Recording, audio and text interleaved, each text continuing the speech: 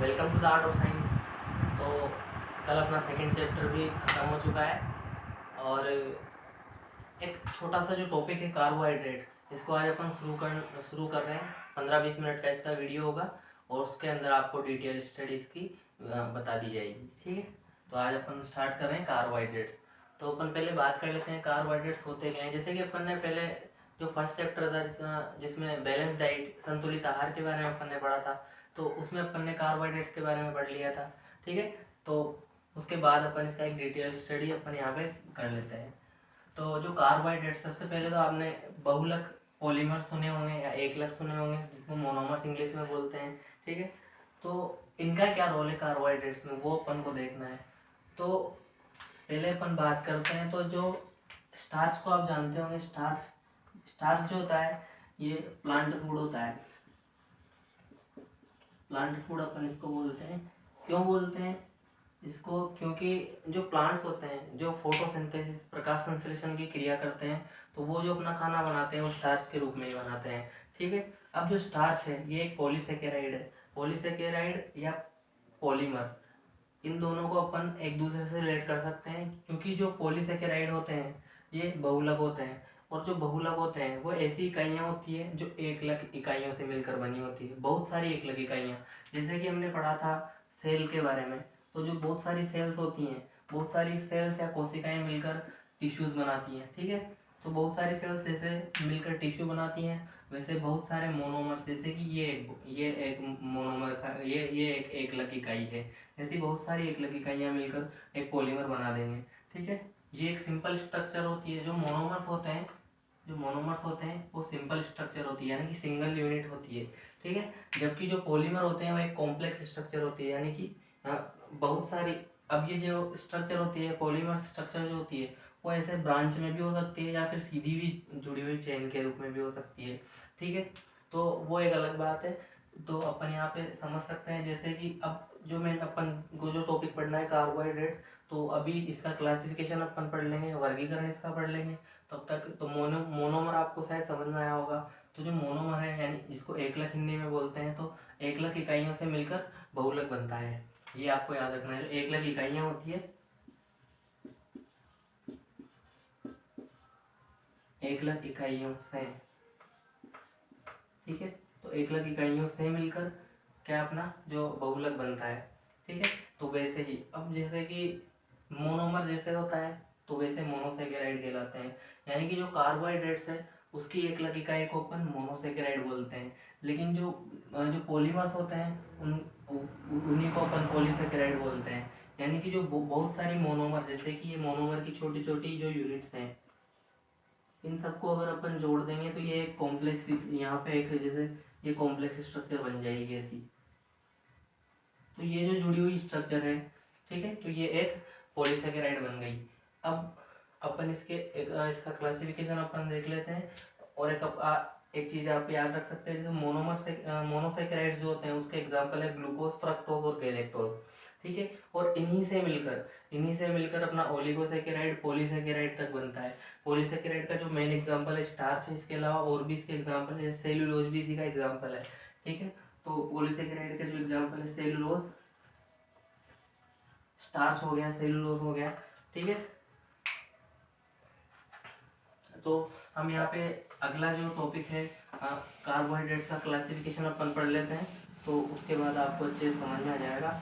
और इस टॉपिक में अगर आपको कोई कोई क्वेश्चन, अगर कुछ चीज़ अगर समझ में नहीं आए तो आप क्वेश्चन अपना कमेंट बॉक्स में डाल सकते हैं, तो अगली वीडियो में उसका आंसर आपको दे दिया जाएगा। तो मेन चीज़ जो कार्बोहाइड्रेट्स अपन को पढ़ना है, तो कार्बोहाइड्रेट्स जो 3 प्रकार के होते हैं, अगर इनका क्लासिफिकेशन करें तो 3 प्रकार के होते हैं। पहले जो कार्बोहाइड्रेट हैं इनको अपन बोलते हैं, ये जो होते हैं वो होते हैं मोनोसेकेराइड्स।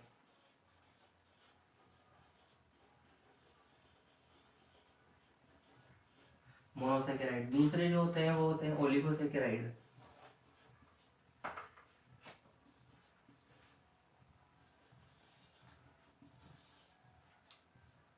तीसरे जो होते हैं पॉलीसेकेराइड। हिंदी में इनके यही नाम होते हैं, मोनोसेकेराइड का मोनोसेकेराइड, ओलिगोसेकेराइड का ओलिगोसेकेराइड और पॉलीसेकेराइड का था। पॉलीसेकेराइड इनका नाम होता है, ठीक है, पॉलीसेकेराइड, ठीक है। तो ये 3 प्रकार के। अब जैसे कल ही मैंने बताया था कि जो मोनोसेकेराइड, जो मोनो वर्ड है, जैसे कि होमो वर्ड था, तो होमो वर्ड का मतलब मैंने बताया था समान, और हेटेरो वर्ड का मतलब बताया था विषम। वैसे ही जो मोनो वर्ड है, मोनो जो वर्ड होता है ना, मोनो का मतलब विज्ञान में हमेशा होता है एक, ठीक है, एक, यानी एक जो एकलक है, यानी कि जो सिर्फ एक जो यूनिट है, जैसे कि ये एकलक है, ठीक है, जो एकलक होता है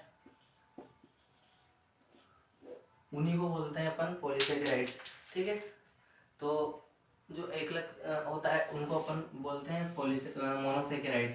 तो इसके जो एग्जांपल्स हैं वो मैंने अभी बताए थे आपको थोड़ी देर पहले। इसके 3 जो एग्जांपल है इसके अंदर जो मोनोसेकेराइड के अंदर आते हैं, तो ग्लूकोज आएगा, दूसरा है वो फ्रक्टोज आएगा, और जो थर्ड है वो गैलेक्टोज आएगा। अब ये 3 प्रकार की जो शुगर्स हैं, ये जो तीनों प्रकार की शुगर्स होती है, ये शर्कराएं होती है, ठीक है। पहली बात तो ये शर्करा होती है, लेकिन ये अलग अलग चीज़ों में, जैसे कि जो ग्लूकोज है, जो ग्लूकोज होता है अपना, तो ये जो ग्लूकोज है, तो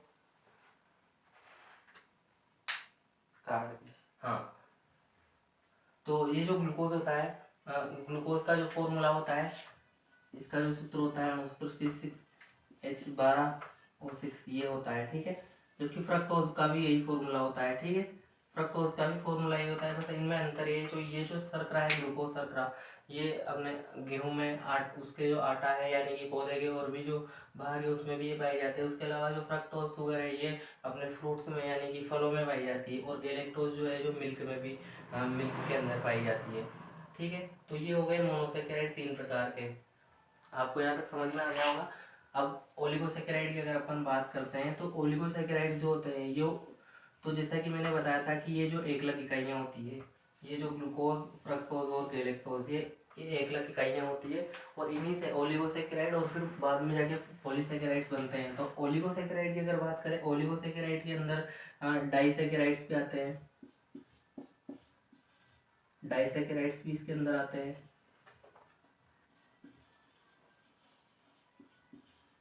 इसके अलावा इसके अंदर ट्राइसेकेराइड्स भी आते हैं।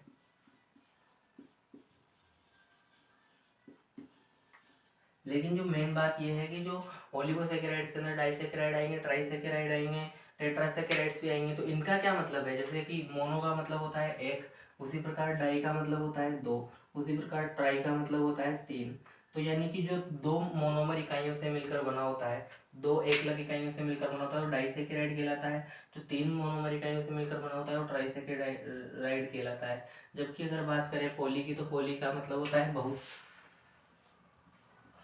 अनेक, यानी अनगिनत भी इनको कह सकते हैं, ठीक है। यानी कि जब एकलक इकाइयाँ इतनी सारी संख्या में हो कि उसको अपन गिन नहीं सकते, या बहुत सारी संख्या में, लाखों करोड़ों की संख्या में जब होती है, तो पॉलीसेकेराइड कहलाता है। तो यहाँ पे अपन को सिर्फ डाइसेकेराइड पढ़ना है, ओलिगोसेकेराइड के अंदर सिर्फ अपन को डाइसेकेराइड पढ़ना है, ठीक है। तो डाइसेकेराइड, क्योंकि कल जो अपन ने चैप्टर पढ़ा था डाइजेशन, उसमें भी डाइसेकेराइड्स आए थे, डाइसेकेराइड्स के एग्जाम्पल थे माल्टोज, लैक्टोज, सुक्रोज वगैरह। तो इसीलिए अपन को सिर्फ डाइसेकेराइड्स पढ़ने हैं, जो कि इन तीनों एकलक इकाइयों से ही बनते हैं, ठीक है। तो डाइसेकेराइड की बात करें, तो डाइसेकेराइड्स में, डाइसेकेराइड की अगर बात करें तो पहला जो है अपन ले लेते हैं माल्टोज को। माल्टोज जो होता है ये डाइसेकेराइड है, तो यहीं से पता चल रहा है कि मोनोसेकेराइड की 2 इकाइयों से मिलकर बनेगा, ठीक है। तो माल्टोज जो है ग्लूकोज की 2 इकाइयों से मिलकर बना होता है, यानी कि ये कह सकते हैं कि इसमें ग्लूकोज प्लस ग्लूकोज होता है, ठीक है, इसमें ग्लूकोज और ग्लूकोज होता है। दूसरा जो डाइसेकेराइड है उसको कह सकते हैं सुक्रोज, जो कि सुक्रेज एंजाइम के द्वारा उसका पाचन होता है। कल अपन ने डाइजेशन सिस्टम में पढ़ा था, तो सुक्रेज एंजाइम में उसका पाचन होता है, और सुक्रेज जो है वो बना होता है फ्रक्टोज प्लस फ्रक्टोज का।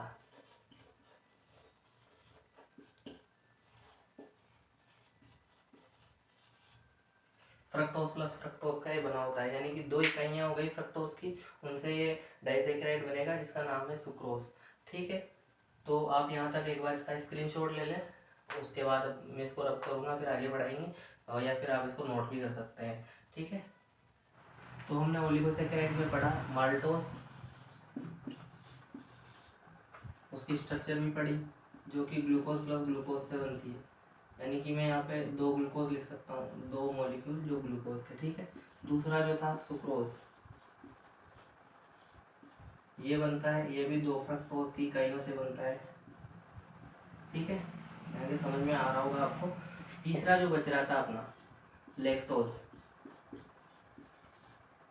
जो लैक्टोज है, जैसे हाँ एक चीज़ और, ये जो है माल्टोज, ये जो पाया जाता है माल्ट, यानी आटे के अंदर पाया जाता है, ये आटे में। ठीक है, दूसरा है जो सुक्रोज, ये होती है फ्रूट शुगर, फ्रूट शर्करा या फल में पाई जाने वाली शक्कर। ठीक है, तीसरा जो है लैक्टोज, इसको कहते हैं अपन मिल्क शुगर, क्योंकि ये दूध में पाई जाती है।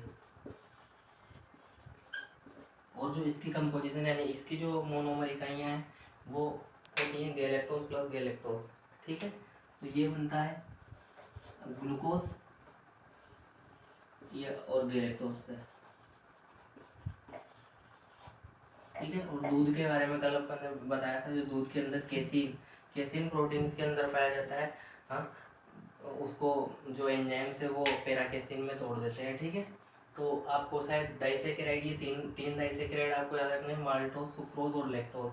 ठीक है, माल्टोज जो है आटे में पाया जाता है, 2 ग्लूकोज एक लग से मिलकर बना होता है। सुक्रोज जो है वो 2 फ्रक्टोज एक लग या मोनोसेकेराइड के अणुओं से मिलकर बना होता है। ठीक है, जो कि शर्करा वाला फ्रूट शुगर के अंदर पाया जाता है। और जो लैक्टोज है ये मिल्क शुगर होती है, और ये ग्लूकोज प्लस गैलेक्टोज है, गैलेक्टोज प्लस गैलेक्टोज से की 2 मोनोसेकेराइड इकाइयों से मिलकर बना होता है। अब बात कर लेते हैं अपन पॉलीसेकेराइड की। तो पॉलीसेकेराइड में ज़्यादा कुछ है नहीं, पॉलीसेकेराइड के अपन डायरेक्ट उदाहरण की अगर बात करेंगे, जैसे स्टार्च है, स्टार्च की अगर बात करें तो बहुत सारी ग्लूकोज की इकाइयों से ये मिलकर बना होता है। स्टार्च जो होता है बहुत सारी ग्लूकोज की इकाइयों से मिलकर बना होता है। इसके अलावा सेलुलोज भी इसका उदाहरण है। ठीक है, सेलुलोज भी इसका एग्जाम्पल है। सेलुलोज कहाँ पाया जाता है आपको पता होगा, जो सेल वॉल होती है ना अपनी कोशिका भित्ति, इंसानों में नहीं होती, जो पादप कोशिकाएं होती है उसमें सेल वॉल पाई जाती है, तो वो भी इसकी बनी होती है सेलुलोज की। और काइटिन भी इसी का एग्जाम्पल है। काइटिन जो है वो अपन पढ़ेंगे फंजाई में, फंजाई में पाई जाती है। और बहुत से जो कीड़े होते हैं इंसेक्ट, उनमें उनके ऊपर भी इनकी कैल्शियम कार्बोनेट और कभी कभी काइटिन की कवरिंग भी पाई जाती है। ठीक है, तो आपका ये जो चैप्टर है यहीं पे कार्बोहाइड्रेट जो टॉपिक है यहीं पे ख़त्म होता है। इससे ज़्यादा कुछ आपको है इसके अंदर है नहीं, तो आपको शायद समझ में आया होगा। तो सब्सक्राइब करिए चैनल को, ज़्यादा से ज़्यादा बच्चों तक इसको शेयर करिए। और ऐसे छोटे छोटे जो इम्पोर्टेंट टॉपिक्स हैं इसकी शॉर्ट वीडियोज़ आपको हम देते रहेंगे। Thank you.